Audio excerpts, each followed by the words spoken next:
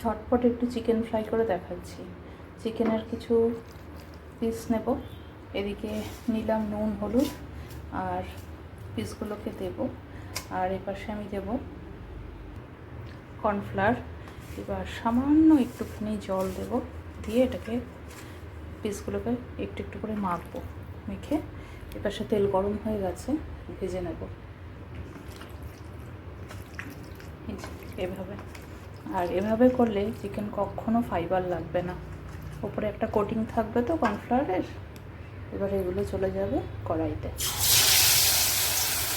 Of course আমি এটা দেওয়ার পরে ঢাকা দিয়ে দেবো, তাহলে একদম ভিতর অবধি কুক হবে, পুরোটা সেদ্ধ হয়ে যাবে তাড়াতাড়ি। তারপরে আমি মশলাটা দেখাচ্ছি। এমনিতেও চিকেন রান্না করবার আগে যদি তুমি একটু নুন হলুদ দিয়ে ভেজে নাও, আর তার মধ্যে যদি কখনও অ্যারারুট বা ময়দা বা কর্নফ্লাওয়ার এরকম 1 চামচ ছড়িয়ে নিয়ে ভাজো, সেই চিকেন কিন্তু সত্যি ভীষণ সফট হয়, একদম ফাইবার লাগবে না। একবার করে দেখো এই পদ্ধতিতে। আমি একটা অন্য পদ্ধতি বানাচ্ছি, মানে একদমই ইউনিক এটা। এটাকে না চিলি চিকেন, না চিকেন কষা, এরকম না ফ্রাই। এটা ফ্রাই করার পরে আমি একটু জুসি চিকেন বানাচ্ছি, যেটা কিনা ফ্রাই করে দিয়ে ঢাকা দেবো। এই সময় তোমাদের যদি কিছু সবজি খেতে ইচ্ছা করে দিয়ে দেবে, যেরকম ব্রকলি, ক্যাপসিকাম, টমেটো, আমি কটা ফুলকপি দিয়ে দিলাম।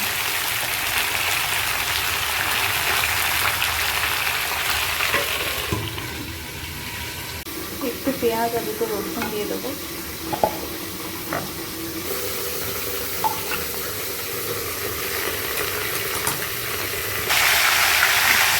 ভাজা হয়ে গেছে, এবার মশলাটা দিয়ে দেবো।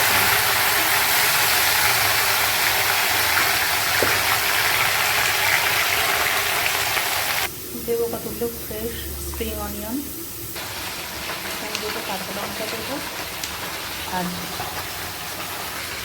মশলাটাকে একটু জল দিয়ে গুলে নেবো। আমি 1 চামচই মাঞ্চুরিয়ান মশলা গুলে দিলাম, তোমাদের ইচ্ছা করলে তোমরা পুরো প্যাকেটটাও দিতে পারো।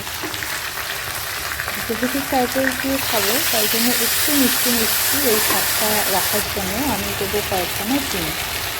এটা তোমরা স্কিপও করতে পারো। গ্যাস অফ করার পরে আমি কিন্তু সঙ্গে সঙ্গে তরকারিটা ঢেলে ফেলি না, আমি স্ট্যান্ডিং টাইমে রেখে দিই, যেখানে কিনা কুক হতে থাকে এবং গ্যাসটা বাঁচে। দেখ একটা জিনিস বানালাম।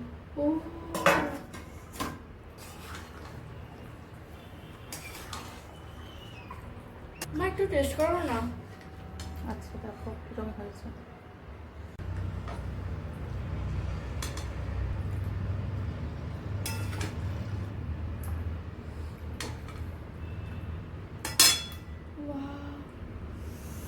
অনেক ভালো গন্ধ আসছে মা। কে রান্না করেছে?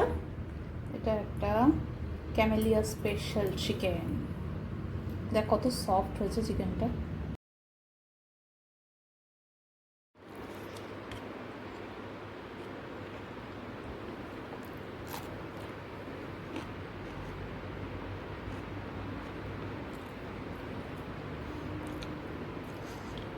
Soft, it's super.